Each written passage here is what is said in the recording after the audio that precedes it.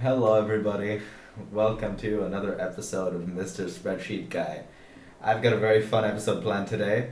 We're going to be learning all about cell referencing. We're going to learn how to do absolute cell referencing as well as cross-sheet cell referencing. You're going to find out what that is very soon. To start, I should probably introduce the concepts we'll have. So we'll be drawing a lot from the formula basics video that we already did. That had basic cell referencing in it, and we'll be building off of that. So let's get to it. In the first sheet, on this practice sheet, which by the way is available to make a copy of in the description if you'd like to. If we have a look here, we have the price of 1 kilogram of oranges at the current market value, which is €4.50, and tax is 19%. First task seems pretty simple. We just need to multiply the kilograms of oranges with the price of 1 kilogram of oranges at the current market value. Makes sense, right? But there's an issue. You'll notice that doesn't seem right, huh? It's because what happens is when we autofill the formula, it moves the value from here down every time, which sometimes is what you want. Like for example, when it does it here, that's good, right? But in this case, we don't want that because we don't have the current market value in every single row. So how do we get past that? Well, that's where absolute cell referencing comes in.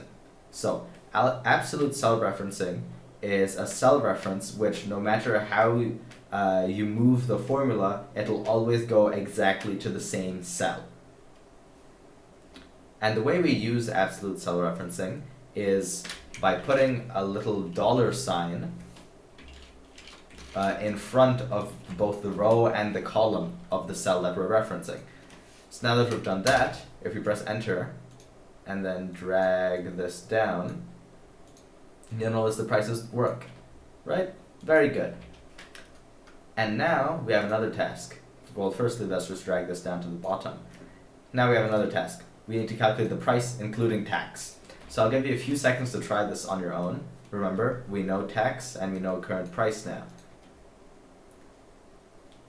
Well, hopefully what you would have gotten here is we take the price and then we multiply it using an absolute cell referencing by 100% minus the tax, $B, $2. And now we get prices adjusted with tax and adjusted with the current market value. So for example, if the market value were to change suddenly, because inflation or whatever, and say orange is now with €50, all the prices adjust, right? But luckily that hasn't happened yet. They stay at 4.5. Now, let's move on to sheet 2. So, on sheet 2, we've got a little bit of a different scenario here. We've got a bunch of different fruit here, and we have their prices expressed as a percentage of the current price of oranges, right? And because we know that the price of oranges fluctuates depending on the daily market, we want to have a formula that compares these percentages to the price of oranges, right?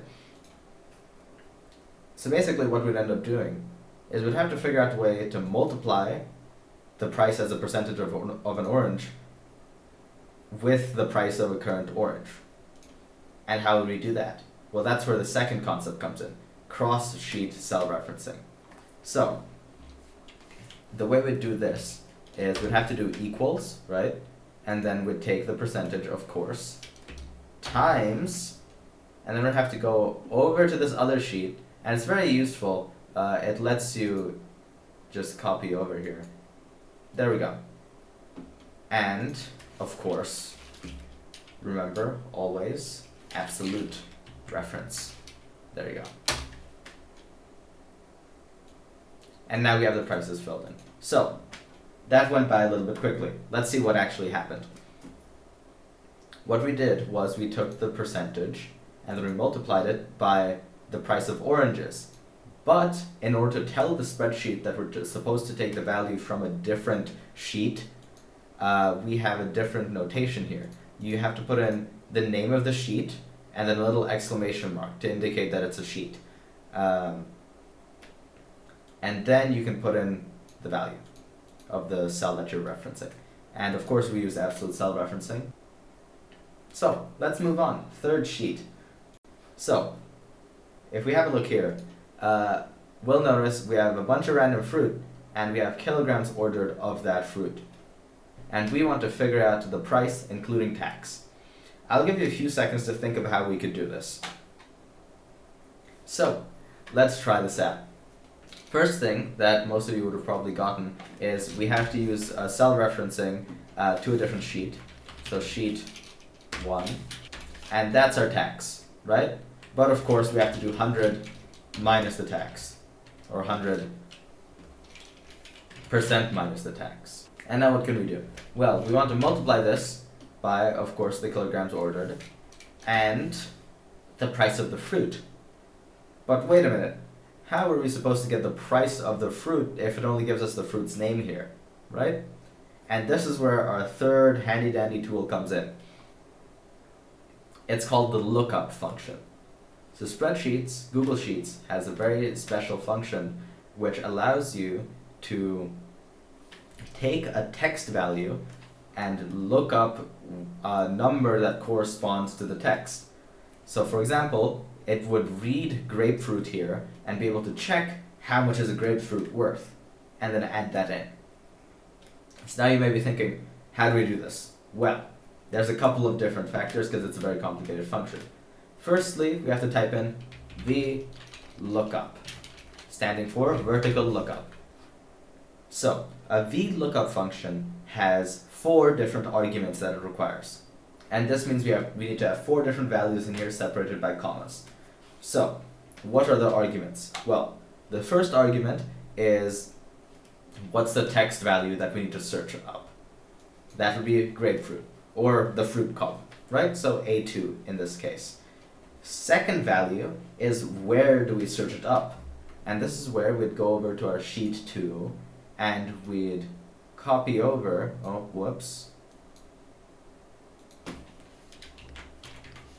we'd copy over this little table here, and that would be A1 to C11. And that's our second argument. But we still have another issue. How is the spreadsheet supposed to know which value is the price? It might think that this percentage is the price and not this price as the price. So how do we distinguish? Well, we have to tell it which column to take the information from. In this case, we'd say column 3 because it's in column 3. So the last argument that we need here is actually an optional argument. But basically what it's asking is the table that we're looking up with sorted? In this case, we could say true. It is sorted, right? And that would give us a result. So usually you can get by without using this fourth argument. But these 3 arguments are very, very important. So now if we get back to our third sheet, we have a price, including tax, of course. And if we bring this down, we'll notice there's some errors. We forgot to use absolute cell referencing.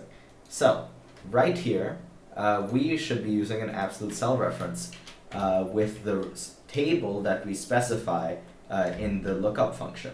So that would mean just putting a little $sign in front of all of these. And now that should fix up our formula. And now we've got nice prices. And these should all adjust as the market value of oranges changes. So thank you for watching. I hope you learned something, and I hope you can use these very fun spreadsheet functions in your day-to-day spreadsheet life. Have fun. Bye-bye.